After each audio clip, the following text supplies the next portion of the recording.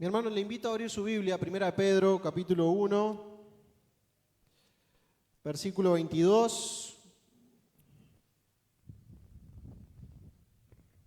En esta mañana estaremos hablando del poder de la palabra, pero de una manera que debemos entenderlo muy bien. No el poder de la palabra que yo tengo, no que lo que yo diga eso vaya a suceder. Creo que de alguna manera la psicología de nuestros tiempos nos está poniendo, el humanismo también, di algo y va a suceder. Dilo, créelo, y los seres humanos no tenemos poder por medio de nuestra palabra. No vamos a hablar del poder de la palabra del hombre, sino vamos a hablar del poder de la palabra de Dios. Así que ahí en el pasaje que en esta mañana nos toca, en nuestra exposición de Pedro, veremos por lo menos tres cosas que la poderosa y bendita palabra de Dios hace en nuestras vidas. Y vamos a leer el primer versículo, el versículo 22, donde la palabra de Dios dice,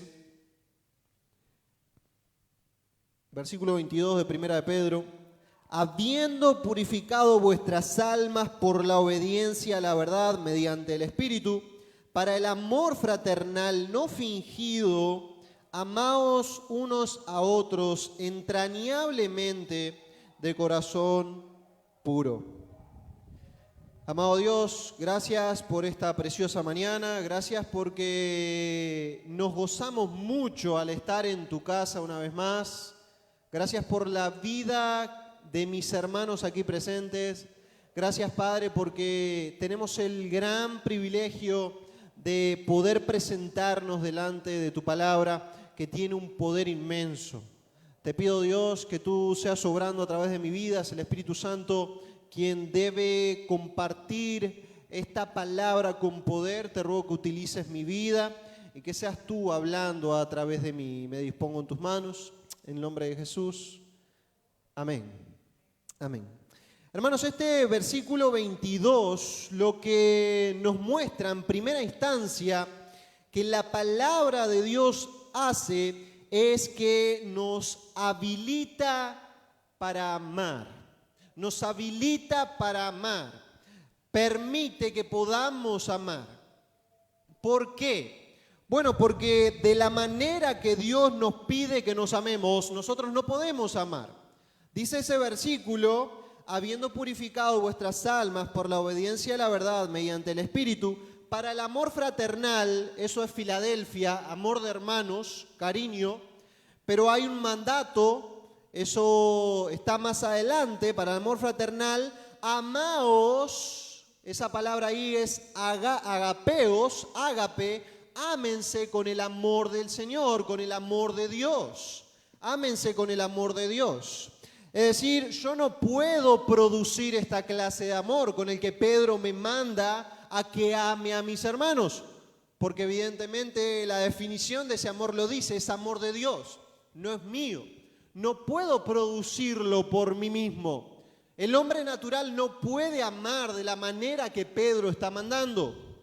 Ahora, ¿cómo nosotros somos capacitados y habilitados para amar? Bueno, lo dice antes Pedro en ese mismo versículo. Dice, habiendo purificado vuestras almas por la obediencia a la verdad. ¿A qué verdad? A la palabra de Dios. ¿Cuándo fuimos purificados? Cuando obedecimos a la palabra, mediante el Espíritu Santo. En otras palabras, cuando conocimos a Dios, cuando Dios despertó en nosotros ese deseo de buscarle, creímos en Cristo, ahí recibimos de parte de Dios la capacidad de poder amar como Él quiere, de poder amar de la manera que Cristo amó, como Cristo, de la magnitud o de la forma que Él lo hizo, entregando lo que Él lo hizo, o entregando lo que Él entregó. De esa manera es que Dios nos pide amar y nos capacita para eso. Ahora dice, comenzando ese versículo 22, habiendo purificado. Mis hermanos, ese tiempo verbal en el griego es un perfecto. Cuando encontramos un perfecto significa que es una acción en el pasado, pero sus consecuencias continúan en el presente. Es decir, Dios nos purificó y las consecuencias de esa purificación continúan hasta hoy. Y lo entendemos mejor cuando vamos al Antiguo Testamento y encontramos en Levítico 8, si usted lo quiere leer, cómo se consagraban los sacerdotes para el servicio a Dios. ¿Saben lo que hacían? Lo que hicieron con Aarón y sus hijos cuando los consagraron al sacerdocio. Bueno, sacaron todas sus ropas y los lavaron con agua completamente. Solo tenían algo que cubría sus partes íntimas y los lavaron como simbolismo de purificación, de consagración para el servicio a Dios. Ahora, eso no significaba que los sacerdotes con esa purificación ya no tenían que lavarse más, porque cada vez que ellos iban a hacer un sacrificio, estaba la fuente de bronce, entonces iban, se lavaban las manos, se lavaban su cara, se lavaban todo para poder hacer un sacrificio limpio delante de Dios. Pero aquel acto significaba de que ya habían sido consagrados a Dios. Es lo que está diciendo Pedro aquí. Ustedes ya fueron purificados, ya fueron separados para Dios. ¿Cuándo? Cuando nacimos de nuevo. Claro que tenemos que seguir purificándonos. Claro que tenemos que seguir lavándonos constantemente de nuestros pecados que cometemos a diario. Pero ya hemos sido, por Dios, dedicados a Él. Hemos recibido una nueva vida y en esa nueva vida tenemos la capacidad de amar como Dios ama. No en mí, sino en la capacidad que Dios me da. El gran San Agustín, este cristiano del primer siglo, un gran hombre de Dios, él decía, oraba así a Dios, una manera muy hermosa de orar, él decía, concédeme lo que mandas y mándame lo que quieras. Concédeme lo que mandas y mándame lo que quieras. Es decir, Dios acá nos está pidiendo que amemos como Él ama. Usted y yo diríamos, eso es imposible. Y Dios dice, sí, es imposible. Pero yo te doy las formas, yo te doy los medios para que lo puedas hacer. ¿Cuáles son? Mi palabra y mi espíritu. Por eso nosotros estamos habilitados y tenemos la capacidad de amar como Dios ama. Concédeme lo que mandas y mándame lo que quieras. Y lo que Dios mandó es que nos amemos. Ese es el mandato que encontramos aquí en el versículo 22. Ámense unos a otros. Dice Jesús en Juan 13:35, en estos van a conocer que son mis discípulos, en que saben mucho de Biblia, en que parecen muy santos. No, conocerán que son mis discípulos y se aman unos a otros. Claro, para amar debo ir a la palabra, para amar debo tener la ayuda del Espíritu Santo. Pero van a saber que son mis discípulos, es la característica principal del cristiano, de la iglesia local, el amor. Si se aman unos a otros, entonces van a saber que son mis discípulos. El amor cristiano, escuche bien, se distingue de la filantropía, es decir, del cariño, del aprecio o amor natural en esto, escuche bien. En la práctica de bien al hermano porque Cristo lo quiere, como Cristo lo quiere y hasta donde Cristo ha llegado. Pedro pone el ágape por encima de la Filadelfia o el amor fraternal. Ya hemos visto algunas veces aquí en la iglesia que hay distintos tipos de amor, ¿no es cierto? Está el amor eros, el amor fileo y el amor ágape, que es el amor de Dios, y también está el amor estorge, ¿no? Lo hemos mencionado ya. Pero Pedro pone por encima del cariño, del aprecio que yo puedo tener a algún u otro hermano, pone por encima el amor de Dios. Es decir, debo amar a mi hermano aunque sienta o no sienta. El amor de Dios es acción. El amor de Dios es decisión, no es sentimiento. El ágape es el amor de Dios porque es un amor incondicional. Por lo general el fileo o el amor fraternal es un amor condicional porque yo amo porque la hermana me cae bien o la aprecio porque me hace sentir bien o porque congeniamos o amo a mi esposo o a mi esposa porque también de alguna manera recibo y porque Él me da, doy. Entonces al final es un amor egoísta y es un amor condicional. No así el amor de Dios, que sirve sin importar nada, que piensa en los demás sin pensar en sí mismo. Ese es el amor de Dios que entrega, que hace lo que Cristo quiere hasta donde Cristo ha llegado. No sé si conocen a esa señorita. Hay una frase muy hermosa ahí, dice: el que se reconoce amado por Jesús se vuelve activo en el amor a otros. Es decir, ¿por qué amo? Porque Dios me amó primero. Cuando reconozco lo que Jesús hizo por mí, entonces se activa mi amor a otros. El amor de Cristo se manifiesta en la dinámica de la existencia. Es decir, mientras usted vive, tiene que manifestar el amor de Cristo, porque eso va a fluir en usted. ¿Cómo? No por obligación, sino por comunión con Cristo. Primero debo recibirlo para darlo. Lo recibo de Dios y lo doy. ¿Y qué me motiva a amar como Dios? El amor que Cristo tuvo por mí.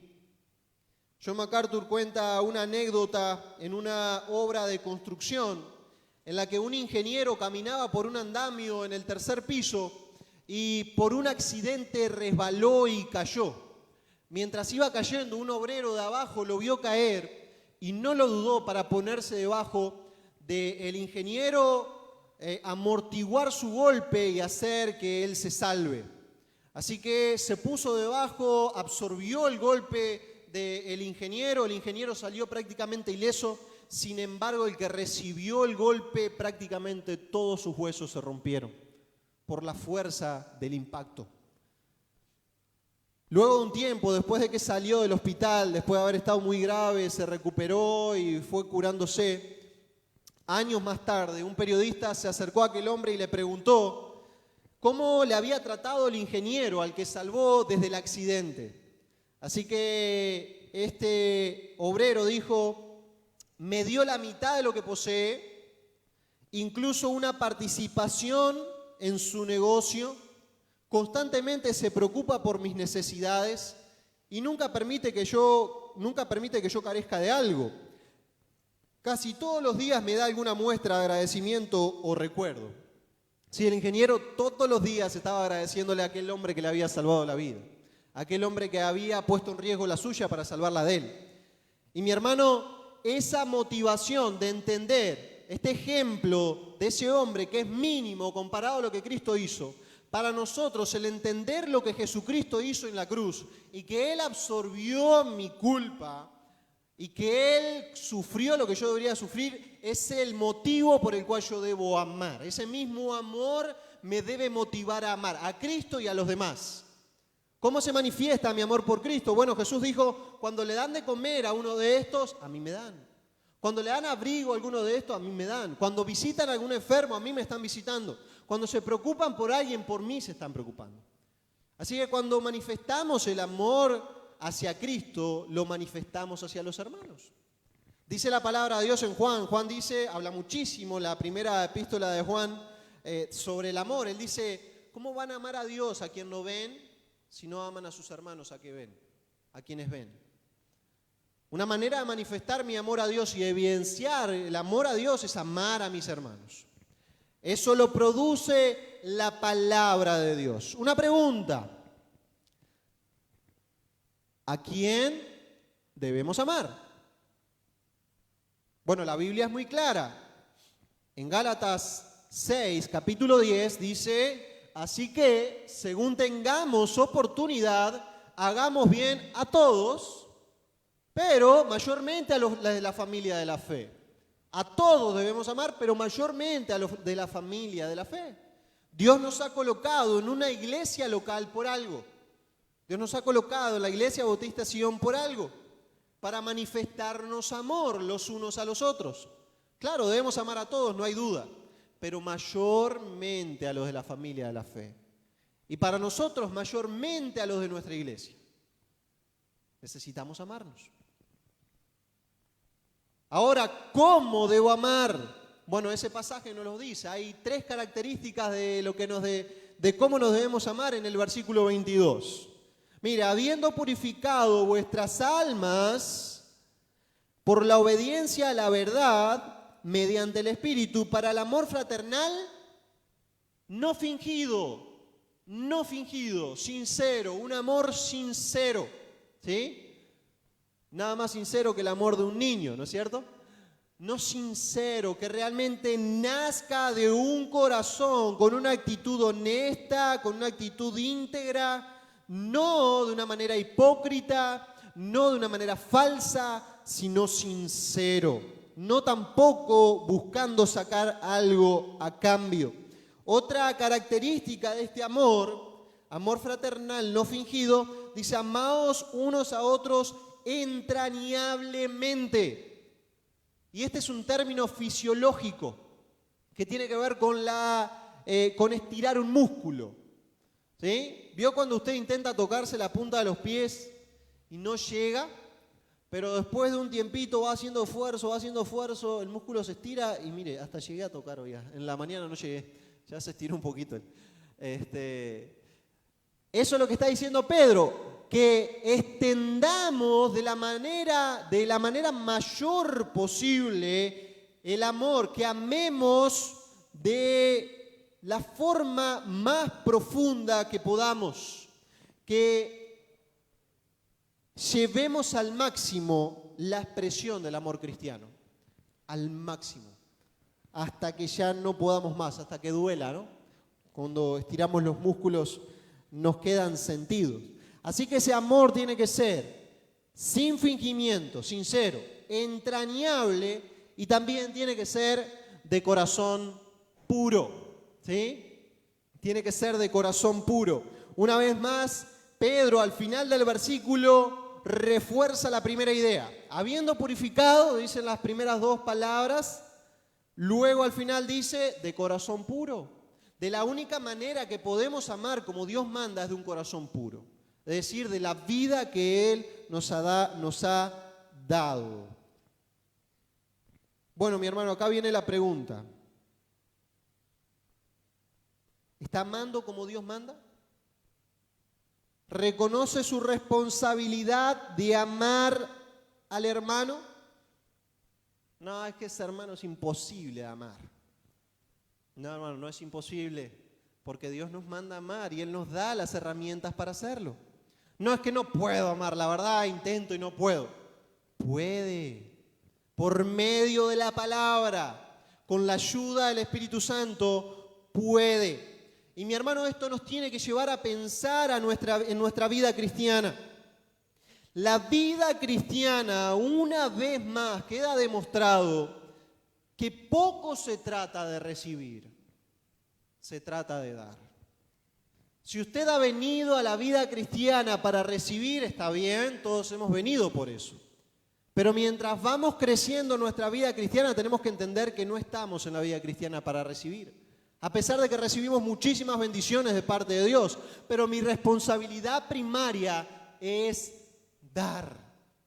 Yo no tengo que venir a la iglesia a recibir. Claro, escuchamos la palabra de Dios, compartimos la alabanza, pero no tengo que venir a recibir, tengo que venir a dar. Esa es la vida cristiana. No se quede usted, mi hermano, mi hermana, tal vez en el papel de decir, ay, porque a mí nunca, y cómo a mí no me muestran amor, pero a mí no. Usted muestre, es su responsabilidad. Usted debe mostrar amor por todos los hermanos. Si usted está en el cristianismo para recibir, entonces no ha comprendido el Evangelio, está viviendo con un enfoque totalmente equivocado y es más, está yendo en la dirección contraria. No es para recibir, es para dar, es lo opuesto. ¿Cómo doy? ¿De qué doy? Bueno, no voy a dar algo que no tengo, no puedo. ¿De dónde recibo? De Dios. ¿Cómo recibo de Dios? Por su palabra, por medio del Espíritu Santo. Entonces, para dar necesito recibir.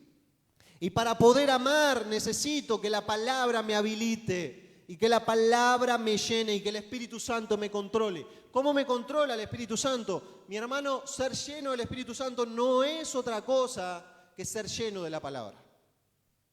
No hay más. No es un evento sobrenatural, no es cosas espectaculares. Ser lleno del Espíritu Santo, ser lleno de la palabra, controlado, guiado por la palabra de Dios. De esa manera voy a poder amar como Dios me pide que ame, con el amor de Dios.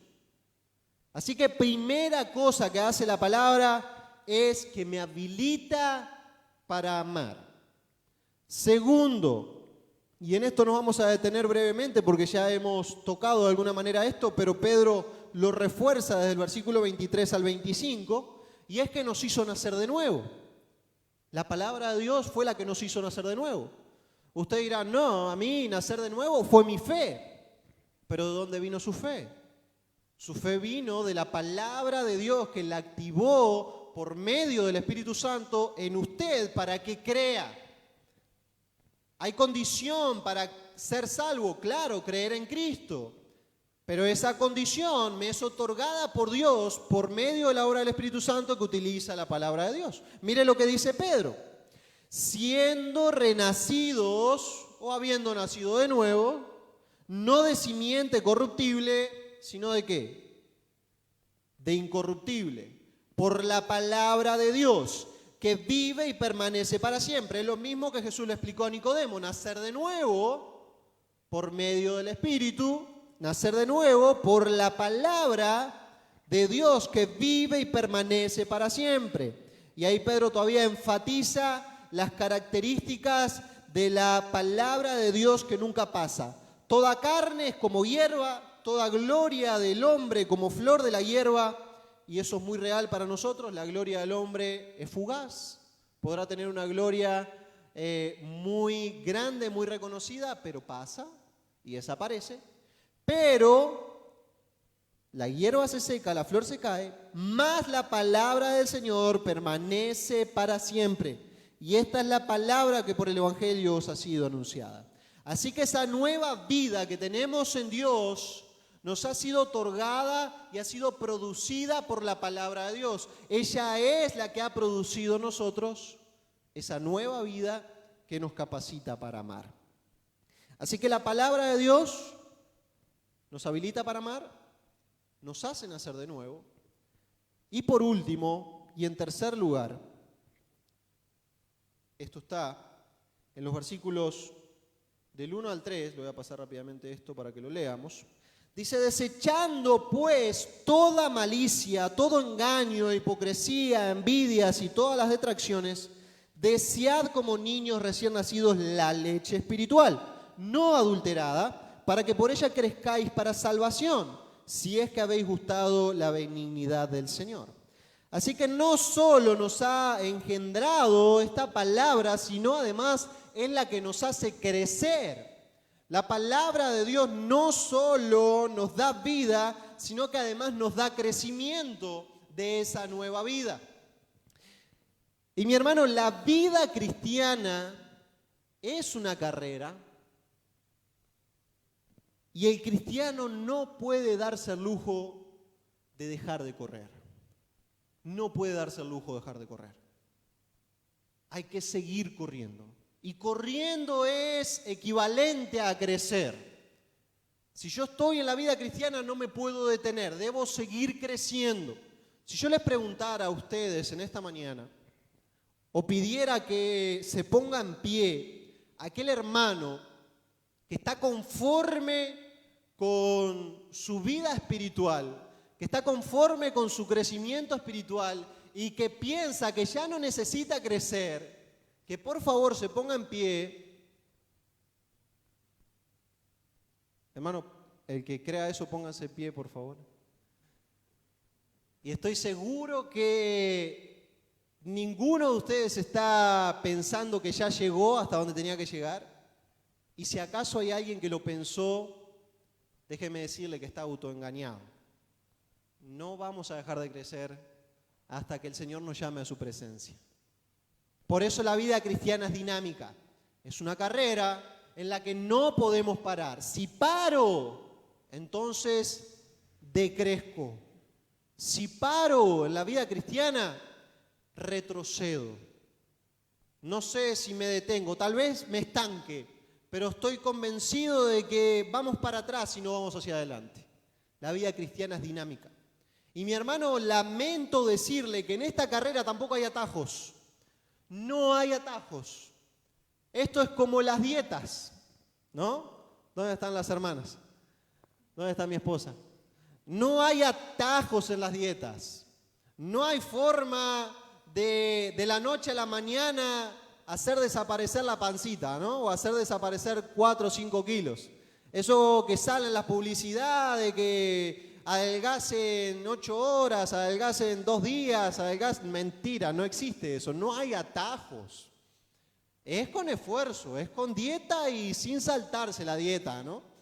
Mi esposa ha empezado y ha terminado la dieta como 30 veces, creo, en este tiempo de pandemia, y ahí continúa luchando, pero no hay atajos.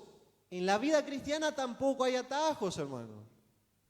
Si usted no abre su Biblia, no va a crecer. No es que yo oro, le voy a poner las manos, va a recibir la unción y va a crecer. No. Es un crecimiento como el nuestro físico. ¿Usted se dio cuenta cuando dejó de medir 50 centímetros y pasó a medir unos 70? No nos damos cuenta cuando crecemos. Bueno, y no hay atajos tampoco. No es que paso de medir 50 centímetros a medir 1 metro, ¿no? No hay saltos. Usted no puede esperar que Dios haga algo sobrenatural, que usted en la calle encuentre alguna cosa que realmente sea extraordinaria y eso le haga crecer en su vida espiritual. No, no hay atajos. Es por medio de la palabra. Y mi hermano, oro, clamo a Dios de que esta iglesia sea una iglesia apasionada por su palabra. Sea una iglesia que valore las Escrituras.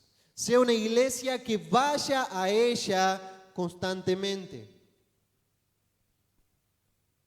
Pedro no nos manda a leer la Biblia, no nos manda a meditar, no nos manda a memorizar, no nos manda a enseñar, no nos manda a escudriñar.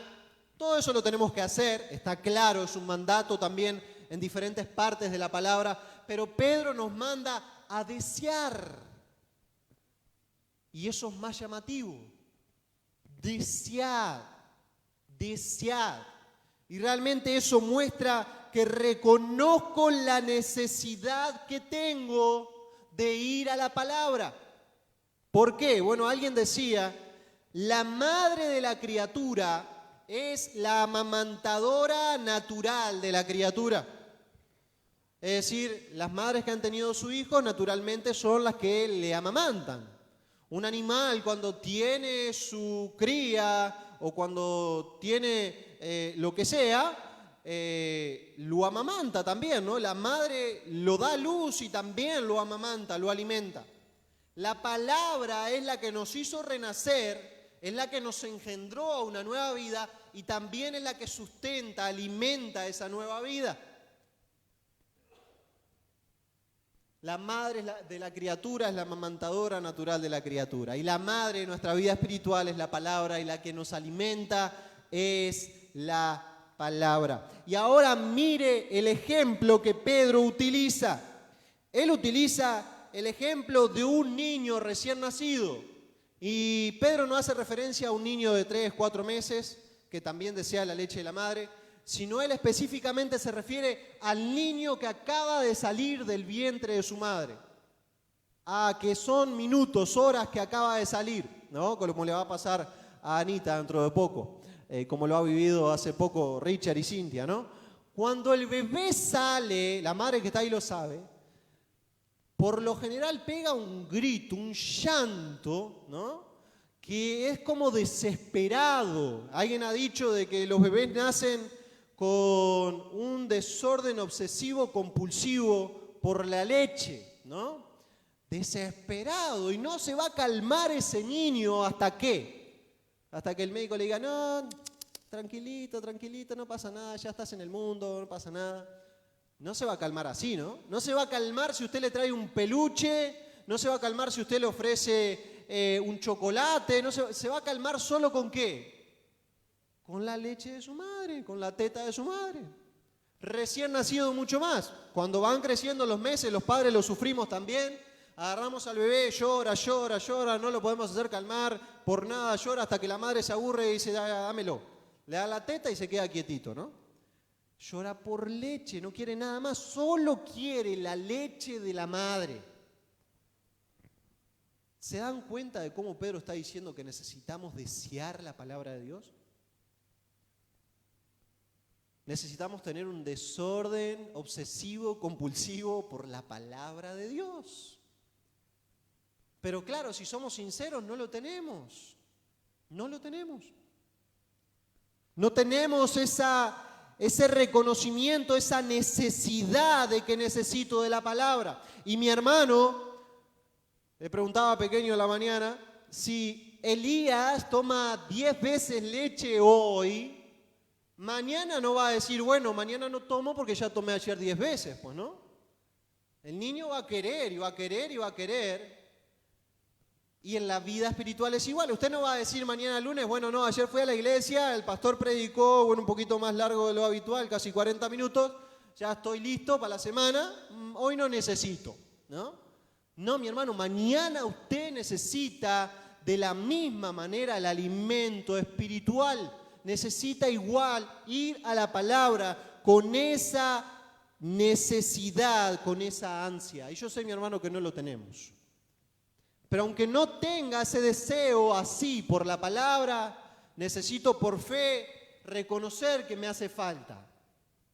Si no me alimento de la palabra, y Pedro no está hablando de niños espirituales, Pedro está haciendo una referencia a bebés, pero no es que se refiera a niños espirituales, está haciendo una referencia a todos los creyentes. Todos necesitan desear de la misma manera la palabra de Dios. Si no me alimento de la palabra cada día, mi vida espiritual será enferma y raquítica. Y mi hermano, la pregunta es, ¿por qué es que no deseamos la palabra de Dios? Perdón, no había puesto eso, pero sí lo dije. ¿Por qué es que no deseamos la palabra de Dios así? ¿Por qué es que no siento la necesidad tan profunda de ir a las Escrituras cada día? ¿Por qué? Bueno, hay una relación muy misteriosa y muy llamativa entre el amor al prójimo y el amor por la palabra de Dios. Aquí en este pasaje es muy claro y lo vemos muy claramente con el versículo que Pedro utiliza, pero primero le voy a dar la razón, una de las razones. Una razón puede ser la lista de pecados que Pedro, no que Pablo, menciona. Todos tienen que ver con nuestra relación con los demás. Mire usted, el versículo 1 del capítulo 2 dice, desechando pues, y esa palabra desechando tiene la idea de quitarse la ropa, de quitarse una ropa contaminada, algo que entendemos muy bien en estos tiempos de coronavirus, ¿no? Cuando llegamos a casa y nos sacamos la ropa que hemos venido afuera en una bolsita, la dejamos ahí o directamente para lavar, una ropa contaminada. Pedro dice, sáquense todo eso. ¿Qué? ¿Qué debemos sacarnos, Pedro? Fíjense esta lista que no menciona todos los pecados, ni los pecados más llamativos, pero sí son todos pecados que tienen la característica que son de nuestra relación con los demás. Mire, desechando pues, sáquense toda malicia, no tengan ningún tipo de maldad a tratar con los demás, no intenten tener un doble propósito, no intenten sacar provecho, toda malicia, todo engaño, lo mismo, de ninguna manera se engañen unos a otros, que eso salga de ustedes. Hipocresía, falta de sinceridad. Y esta palabra hipocresía es lo contrario a lo que dijo anteriormente, no fingido, sincero. Entonces, ámense sinceramente, sin hipocresía. Envidia. Oiga, hermano, la envidia es algo tremendo en el ser humano. Se cuenta la historia de un hombre que cierta vez se le apareció un genio y le dijo: mira, pide lo que quieras, te lo voy a dar, lo que quieras, pero lo que te dé, le voy a dar el doble a tu vecino. Ay, dijo el hombre, o sea que si yo pido 5 millones de dólares, a él le doy 10. Ah, ya, déjeme pensar un poquito, le dijo el hombre, ¿no?, al genio. Después de pensar un rato le dijo: hey, ya está, lo tengo, ya sé lo que voy a pedir. ¿Sí?, le dijo el genio. ¿Qué? El hombre le dijo: ¿sabe qué? Déjeme ciego de un ojo solo. Déjeme ciego de un ojo solo, para que su vecino quede ciego completamente. Hermano, la envidia es algo tremendo en el ser humano. Dice ahí Pedro que eso se quite de ustedes, que no exista entre ustedes ningún tipo de envidia. Que si algún hermano entre nosotros prospera, le va bien, nos gocemos con él. No lo miremos como diciendo: ay, ¿por qué no a mí? Y carnal todavía, ¿no? No, gocémonos con los hermanos que les va bien. Quítense de ustedes las envidias. Quítense de ustedes todas las detracciones, dice el apóstol Pedro. Y todas las detracciones es chismes, murmuraciones, hablar mal de una persona por detrás. Eso sáquenselo, ya no más. Es tremendo, mi hermano. Desechen todo eso, dice Pedro, y ahora sí, desead como niños recién nacidos la leche espiritual. O sea que si no deseo, tal vez es porque todavía en mí hay malicia, hay engaño, hay hipocresía, hay envidia, hay murmuraciones. ¿Se dan cuenta de la conexión entre el amor al prójimo y el amor a Dios, el conocimiento de Dios, el amor a las Escrituras? Juan lo dice en su carta. Dice: ¿cómo pueden amar a Dios si no aman a las personas que ven? ¿Cómo pueden amar a Dios que no ven y no aman a su prójimo que ven? No, es imposible. Si no aman a su prójimo, no aman a Dios. La falta de amor arruina, destruye nuestro deseo de ir a las Escrituras a conocer más de Dios. Destruye, la falta de amor destruye mi deseo de ir a las Escrituras. ¿Y cómo amo? Por medio de las Escrituras. Entonces, por fe debo ir a las Escrituras para que Dios produzca en mí su amor y así voy a empezar a desear la palabra. ¿Se da cuenta de la conexión? Pero puede haber otra razón por la cual no deseemos la leche espiritual, no deseemos la palabra de Dios.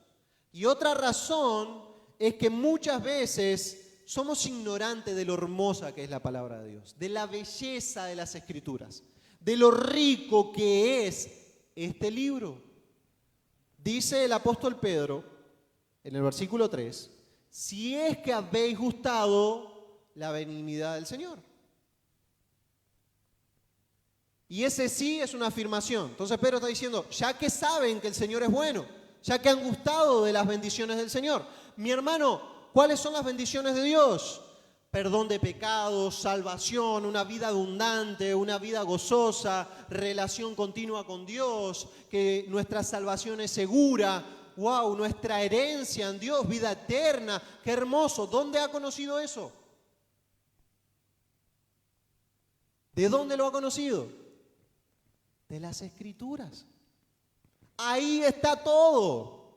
Pedro dice, ya que han visto lo que es la hermosura de Dios, deseen eso.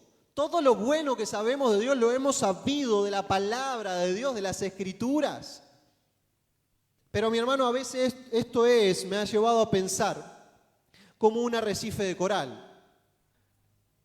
Cuando uno ve un arrecife de coral, quienes han tenido la oportunidad de verlo, no sé si alguien tuvo la oportunidad de verlo en persona, pero tal vez en algún documental, en alguna foto, uno ve que el arrecife es hermoso, lleno de peces de colores, de plantas preciosas, un agua cristalina. Pero si uno se detiene solo en la superficie, no llama mucho la atención. Es agua, ¿no? Es agua, no. Es lo mismo que el río Piraí, ¿no? Si uno lo ve así a simple vista. Pero cuando uno puede colocarse los lentes de buzo adentrarse en el agua, uno empieza a ver la hermosura de aquello. Y empieza a ver los peces de colores, y empieza a ver la vegetación marina que hay, lo maravilloso, lo precioso que es eso, y no dan ganas de salir de ahí. Bueno, así son las Escrituras. Si usted solo lo mira superficialmente, no le va a llamar mucho la atención y no va a ver nada que tal vez le inquiete demasiado. Pero cuando usted profundiza, se adentra, mi hermano, usted no va a querer salir de ahí. Y usted va a estar, wow. A veces mi esposa me mira como loco porque estoy preparando algo en mi oficina, algo, y digo, wow. ¿Qué pasó? Me dice Natalie. No, esto es tremendo. Cuando uno encuentra esas hermosuras, esas bellezas en la palabra de Dios, realmente es maravilloso. ¿Cómo no desear eso? Y mi hermano, para terminar, yo quiero, mi hermano, que ustedes se vayan hoy con la conciencia de la necesidad que tenemos de la palabra de Dios y del poder que tiene la palabra de Dios, no mi palabra.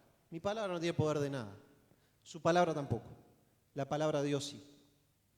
Ella sí, tiene poder de crear de la nada. Usted dice, bueno, pero yo no puedo amar. Bueno, dependiendo de quién te lo manda.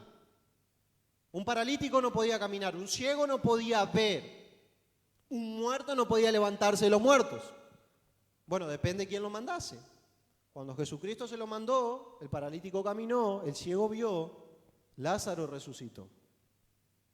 Nosotros no podemos amar. Bueno, depende de quién lo mande. Si Dios lo manda, su palabra tiene poder de crear de la nada. Su palabra tiene el poder de darnos la capacidad. Así que mi hermano, quiero que piense por último en esta mañana, con esto quiero que se quede, aquí termino.